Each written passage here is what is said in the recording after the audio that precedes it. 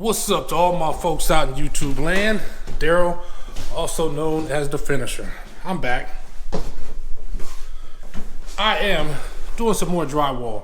Seems like I do drywall like half the time, but this time we got a big old hole in the ceiling. They had a little issue with water, but they already took all the drywall down for me, so my job is just to put up some new drywall. And there's a lot of ways to do drywall. I tell people it's not just that cut and dry where there's only one way.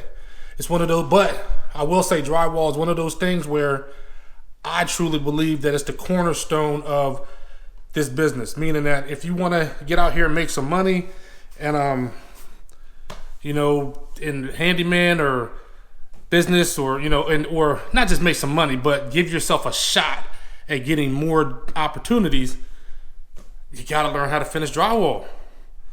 But I don't believe in you should just be able to finish it. I believe in you make the hole disappear, like it was just never there. So that's what we're gonna get done here. So let's make it happen.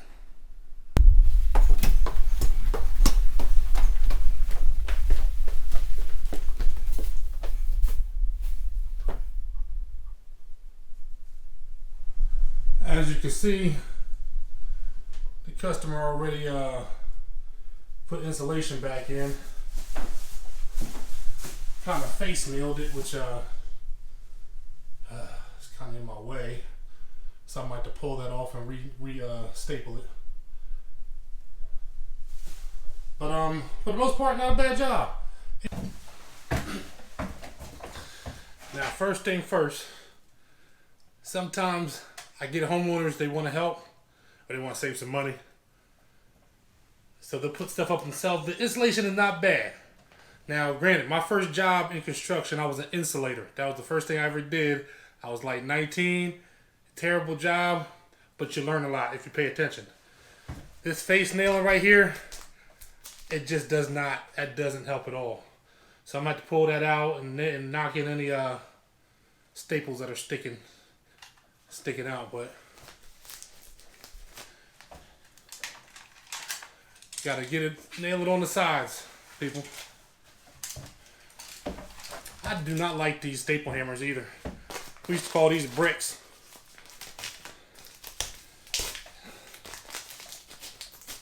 I usually have the smaller one.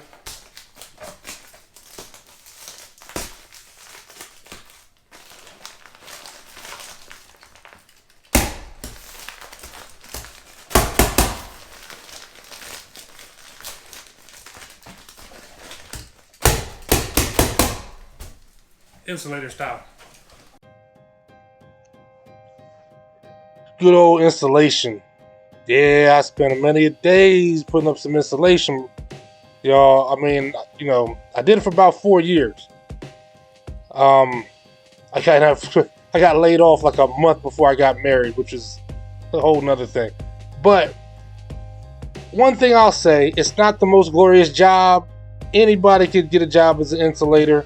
I couldn't get a job doing anything else in construction. I had no experience, didn't know anybody on inside of a business. So this is kind of what I had to do. I had a friend that told me about it, said you can make good money. I said, let me try it out. And I ended up doing it for 4 years. I was able to make some decent money, get out of the fast food and security job lane. And, if you pay attention when you're insulating or just showing up at the houses, learning housing structure, you're doing industrial and commercial work. And it's just, you get to see all aspects of construction. They also did gutters. So I got exposed to doing some gutter work. But mostly I ran a blowing truck. I was blowing insulation in attics, insulation in walls, dealing with old houses with no insulation, just all kind of stuff. So you do learn a lot. And those experiences, you never know. Who knew that one day I'd start a business and all that history, all that would come of, great use. I mean, who knew? You'd never know. But I'll tell you what, you the one that you pull up to the construction site at a chicken house on a hot day, And you pull up in that blowing truck, I don't care who's there. The electricians, the carpenters, everybody's looking at you. As soon as you hop out the truck, man, I'd hate to be you today. I hated being me some of those days. It's literally an oven up there. But I digress.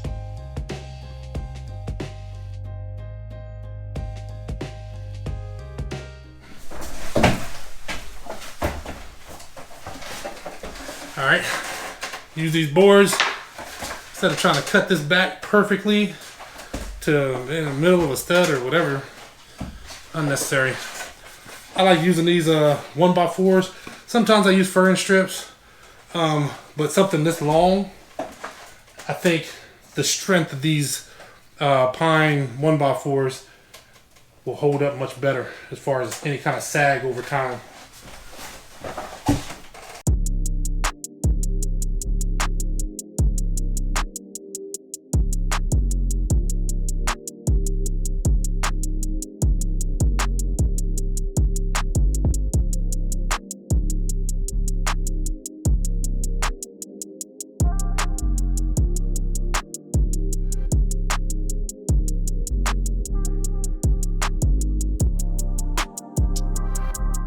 Another thing you don't need is 1,000 screws.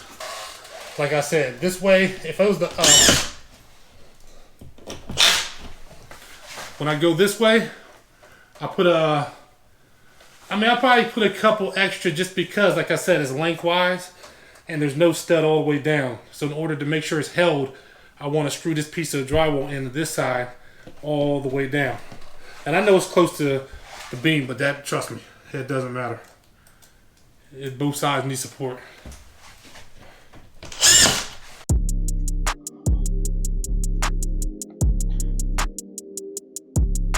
I'm telling you, drywall is the great equalizer. That, to me, drywall and tile. Tile is its own animal because there's just so many things going on with different kinds of tile and all that. But drywall, it's that thing that to me it springboards you to the next level of this Handyman. So, well, of course, you know, over here I'm always talking about Handyman 2.0. It's the next level of Handyman. I don't want to, when people think of me and they call me, I don't want them thinking I'm gonna come pull their weeds, because I'm not. I'm not coming to pull your weeds. I'm not. I'm just. There's a lot of things I'm not going to do. I'm essentially a one-man construction crew. It's just how I see it. And a big part of that is drywall. And I wanted to learn it so bad. I'm self-taught, like, with drywall, you know. I used to watch videos, what the guy, Paul Peck, he got some good videos. I love Drywall Doctor. I love his videos. And there's really, people can talk to you all day about drywall, but unless you go do it, it doesn't matter. People can talk and talk and talk, and it's going to look terrible the first time you do it. And I do remember some of the original jobs I had where I had to learn what kind of materials to use, when to use them. I didn't know anything about hot mud. I was kind of introduced to that when I was subcontracting for somebody, and it came out terrible because it was just bad. And I didn't know how. It says easy sand, and I was one of those people that got fooled and said, "Oh, this is going to be easy." Man, it was terrible. So you see this tape right here. Anytime I do corners, I use is it Sure Tape? It's called Perfect 90. But you have to use regular joint compound. You have to use the green lid compound because it has all the glues and stuff it has in it. Or if you don't, this Perfect 90 stuff, it will come off the wall. It will not stick. And I like to use that because it saves me a day. You don't have to get the mud all the way into the corners, and I can do both sides of the tape at the same time. So I can get it in there, let it dry, the next day come back, boom, I'm done. It actually cuts my repairs down. Like large repairs like this, cuts them down a whole day. So right there, what I'm putting on is actual, just regular joint compound. Like I said, green lid.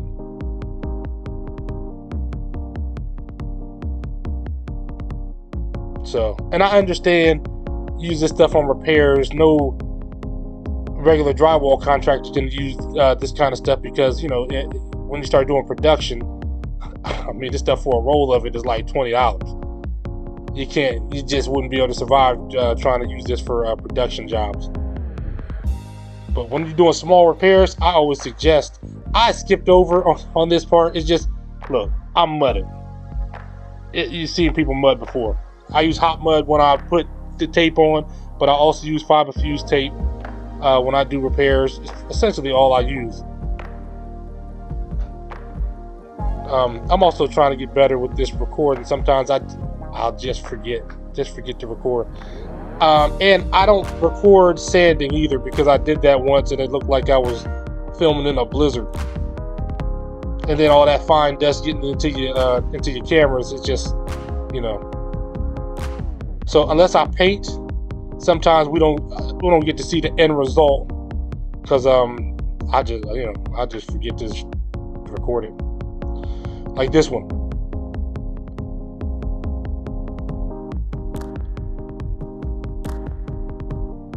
But yeah, I just go over with a 10-inch knife, and this is now, of course, I've already used hot mud, put the tape up and everything and fill in the cracks. Now I'm using +3,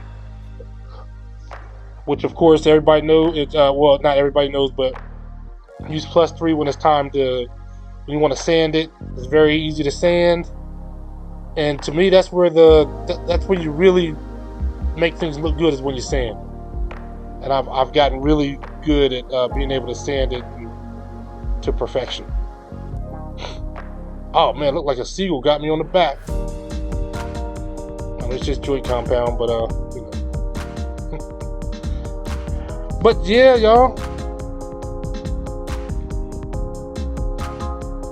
it's worth it. Teach yourself how to fix some drywall. I'll be doing plenty of drywall videos, plenty of everything.